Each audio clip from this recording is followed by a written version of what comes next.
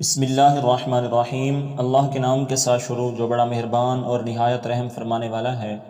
حضرت ابو امامہ رضی اللہ تعالیٰ عنہ بیان کرتے ہیں کہ ایک شخص نے رسول اللہ صلی اللہ علیہ وسلم سے ایمان کے بارے میں دریافت کیا تو آپ صلی اللہ علیہ وسلم نے جواب دیا، جب تجھے اپنی نیکیاں اچھی لگیں اور گناہوں سے نفرت ہو تو سمجھ لینا کہ تم مومن ہے۔ حضرت عوف بن مالک اشجعی رضی اللہ تعالیٰ عنہ بیان کرتے ہیں کہ ہم نے ایک مرتبہ رسول اللہ صلی اللہ علیہ وسلم کے ساتھ ایک مقام پر پڑاؤ ڈالا۔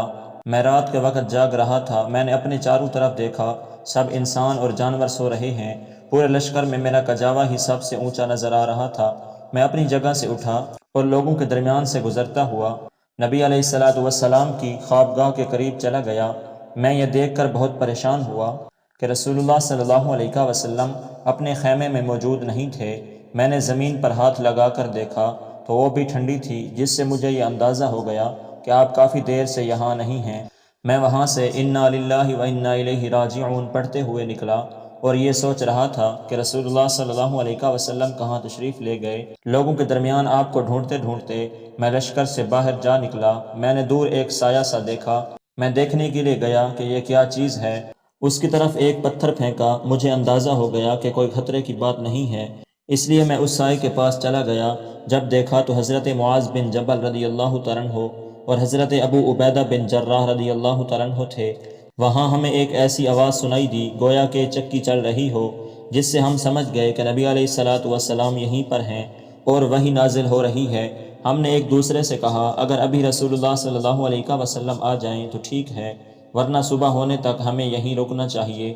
کافی دیر ہم وہاں کھڑے رہے، پھر ہمیں نبی علیہ الصلوۃ والسلام نے آواز دی، کیا یہاں معاذ بن جبل رضی اللہ تعالیٰ عنہ، ابو عبیدہ بن جراح رضی اللہ تعالیٰ عنہ اور عوف بن مالک رضی اللہ تعالیٰ عنہ ہیں؟ ہم نے عرض کیا، جی ہاں یا رسول اللہ صلی اللہ علیہ وسلم۔ تب آپ صلی اللہ علیہ وسلم ہماری طرف تشریف لائے اور ہم آپ صلی اللہ علیہ وسلم کے ساتھ ہو لیے۔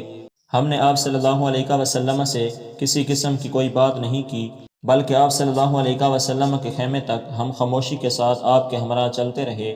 جب آپ صلی اللہ علیہ وسلم خیمے میں تشریف لے آئے تو آپ صلی اللہ علیہ وسلم اپنے بستر پر بیٹھے اور فرمایا، کیا تمہیں معلوم ہے آج کی رات اللہ تعالیٰ نے مجھے کیا اختیار دیا؟ ہم نے عرض کیا، اللہ اور اس کا رسول بہتر جانتے ہیں۔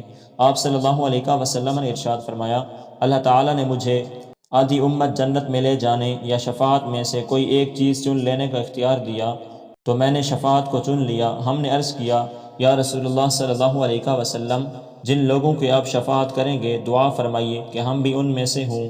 آپ صلی اللہ علیہ وسلم نے فرمایا، میری شفاعت ہر مسلمان کے لیے ہے۔ حضرت عبداللہ رضی اللہ تعالیٰ عنہ فرماتے ہیں کہ حضور نبی اکرم صلی اللہ علیہ وسلم نے ارشاد فرمایا، بدشگونی شرک ہے، اللہ تعالیٰ پر توکل کر کے اس کو ختم کیا جا سکتا ہے۔ حضرت عبداللہ رضی اللہ تعالیٰ عنہ فرماتے ہیں کہ حضور نبی اکرم صلی اللہ علیہ وسلم نے ارشاد فرمایا، بدشگونی کا تعلق شرک سے ہے اور ذہنی الجھاؤ کا باعث ہے، لیکن اللہ تعالیٰ اسے توکل کی برکت سے ختم فرما دیتا ہے۔